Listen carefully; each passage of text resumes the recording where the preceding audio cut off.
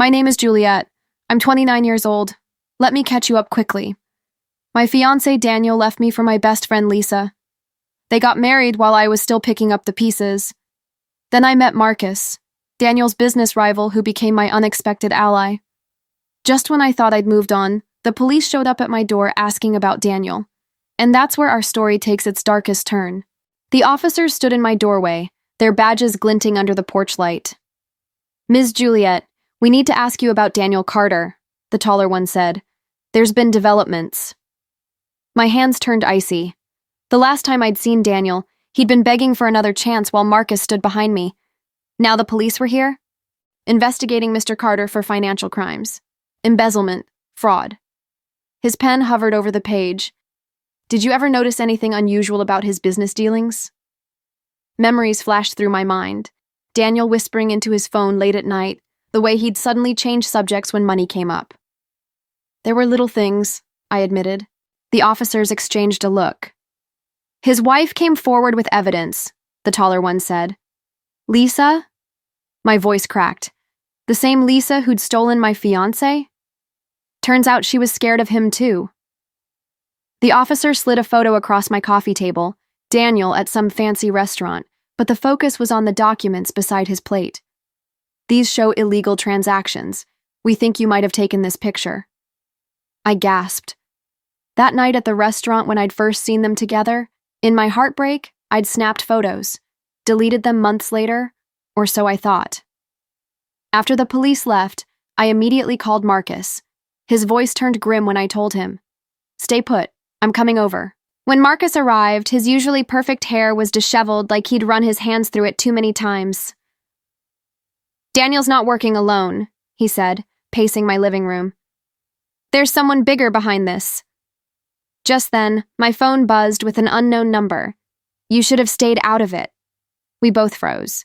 Marcus grabbed my phone, his jaw tightening.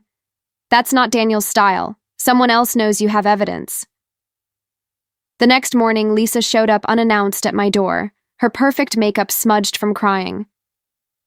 "I had to warn you," she said, her voice shaking.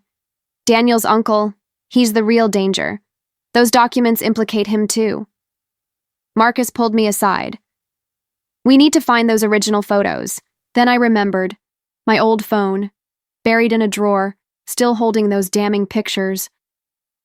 But as we rushed to retrieve it, a black SUV pulled up outside. The passenger window rolled down just enough to reveal the glint of metal. Bang! The bullet shattered my front window as Marcus tackled me to the ground. "Stay down!" he yelled as another shot rang out. Sirens wailed in the distance as the SUV screeched away. My hands trembled so badly I could barely dial 911. The police arrived to find us crouched behind my couch, glass everywhere. That night, we stayed at Marcus's penthouse, his security team on high alert. With shaking fingers, I powered up my old phone. And there they were. The photos clearly showed Daniel's uncle's company letterhead, next to spreadsheets of illegal transactions. "We need to get this to the FBI," Marcus said, already calling his lawyer. The next 72 hours passed in a blur. Federal agents, news vans outside my building. Daniel and his uncle's perp walk splashed across every news channel. Through it all, Marcus never left my side. When the final arrest was made, he took my face in his hands. "It's over," he whispered. But something had changed between us in those terrifying days. The way he'd protected me. The nights he'd stayed awake watching the security feed so I could sleep. The morning I woke to find him researching self-defense classes for me. 6 months later, we stood barefoot on a Caribbean beach, exchanging vows as the sunset painted the sky gold. Marcus slipped the ring onto my finger, his voice thick with emotion.